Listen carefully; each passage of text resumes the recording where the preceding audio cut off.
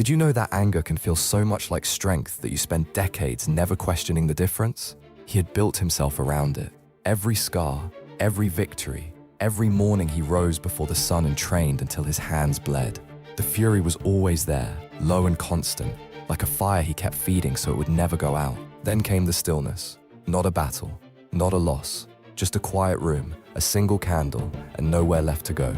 He sat, and the anger had nothing to push against, so it fell away.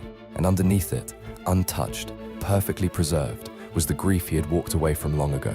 The same weight, the same shape, exactly as he had left it. All those years of armor, all that controlled fury, and the wound had simply been waiting, patient as stone. Anger does not heal what broke you.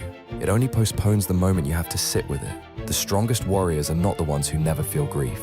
They are the ones who finally stop running from it. Follow Silent Resolve for more anime life lessons.